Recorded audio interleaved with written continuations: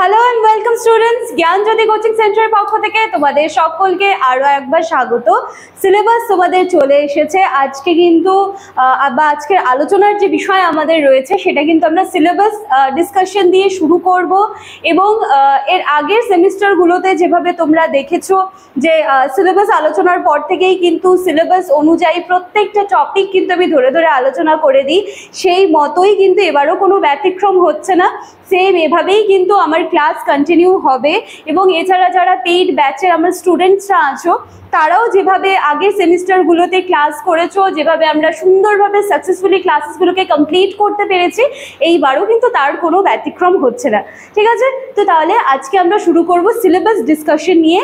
দেন next থেকে কিন্তু এর উপর যেই টপিকগুলো দেওয়া রয়েছে সিলেবাসে সেইগুলো নিয়ে কিন্তু আমরা আলোচনা করব।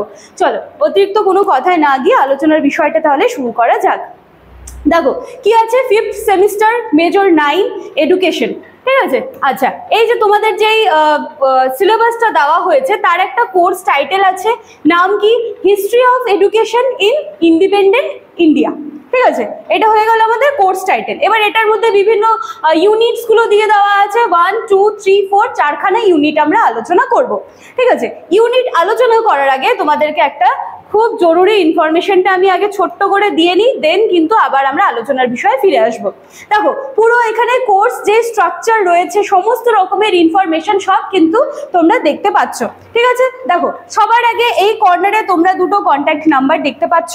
নাম্বার দুটি আমাদের জ্ঞানজ্যোতি কোচিং সেন্টারের অফিসিয়াল হেল্পলাইন নাম্বার। যে কোনো একটি নাম্বারে, দুটি নাম্বার দেওয়া আছে, যে কোনো একটি নাম্বারে কল করে তোমরা সরাসরি আমাদের সাথে যোগাযোগ করে নিতে পারবে।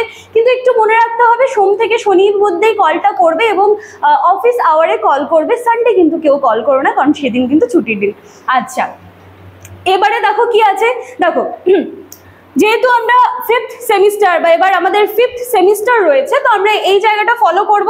ঠিক আছে, তো দেখো এখানে কি আছে, তোমাদের মেজর কোর্স যেগুলো রয়েছে, মেজর কোর্স ফি করা আছে অনলি 1199 করা আছে। ঠিক আছে, অনলি 1199। এই 1199 পে করে কিন্তু তোমরা পুরো যে তোমাদের সেমিস্টারটা আছে সেটা ক্লিয়ার করে নিতে পারছো, যার মধ্যে তোমরা নোটসপত্র পেয়ে যাচ্ছ এবং পেইড ব্যাচের ক্লাসেসগুলোও কিন্তু পেয়ে যাচ্ছ। এবং উপরি পাওনা হিসেবে তোমরা কি পাচ্ছ, ইউটিউবের এই যে ভিডিওসগুলো যেগুলো আমরা প্রত্যেক দিন তোমাদের জন্য কিন্তু নিয়ে আসছি, সেইগুলো কিন্তু তোমরা এক্সট্রা বোনাস হিসেবে পেয়ে যাচ্ছ। তো এই ছিল পুরো ডিটেলস, এখানে কন্ট্যাক্ট নাম্বার দেওয়া আছে। ঠিক আছে, পুরো কোর্স স্ট্রাকচার দিয়ে দেওয়া আছে। তো আশা করি তোমাদের কিন্তু আর কোনো রকম কোনো কনফিউশন বা কোনো প্রবলেম হবে না আমাদের সাথে যোগাযোগ করে নিতে। তো চলো ইনফরমেশন দেওয়া কমপ্লিট, এবার আমরা আমাদের যে সিলেবাস রয়েছে সেটা শুরু করছি। দেখো ইউনিট 1, 2, 3, 4 কি কি করতে হবে? কমিশনস ইন ইন্ডিপেন্ডেন্ট ইন্ডিয়া, স্বাধীন ভারতে যে কমিশনসগুলো এসেছিল সেইগুলো নিয়ে আমাদেরকে পড়তে বলছে এখানটায়। ঠিক আছে, ABC করে দেওয়া আছে। ইউনিভার্সিটি এডুকেশন কমিশন কমপ্লিট করতে হবে, সেকেন্ডারি এডুকেশন কমপ্লিট করতে হবে, ইন্ডিয়ান এডুকেশন কমিশন কমপ্লিট করতে হবে। তার মানে কি বলতো, তোমাদের যে ইউনিট 1টা আছে পুরোটা কিন্তু কমিশনগুলোকেই কিন্তু কভার করতে হবে। ক্লিয়ার হয়ে গেল? দেন কি আছে, পলিসিস ইন ইন্ডিপেন্ডেন্ট ইন্ডিয়া।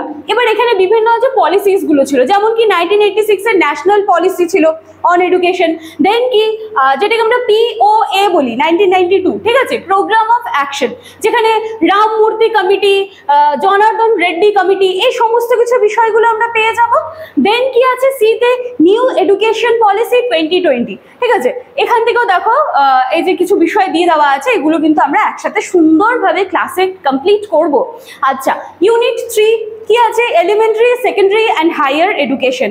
এইখান থেকে কিন্তু খুব ইম্পর্টেন্ট দিয়ে দিয়েছে তোমাদের RUSA, RMSA, এই বিষয়গুলো খুব ইম্পর্টেন্ট আছে, এগুলো আমরা সুন্দরভাবে কিন্তু কমপ্লিট করব। ঠিক আছে, universalization of elementary education and secondary education, এর যে অর্থ বা মিনিং সেটা তোমাদেরকে দিয়ে দেওয়া হয়েছে ইউনিট 3-তে। ঠিক আছে, RTE অ্যাক্ট, SSA 2009 এগুলো কমপ্লিট করতে হবে।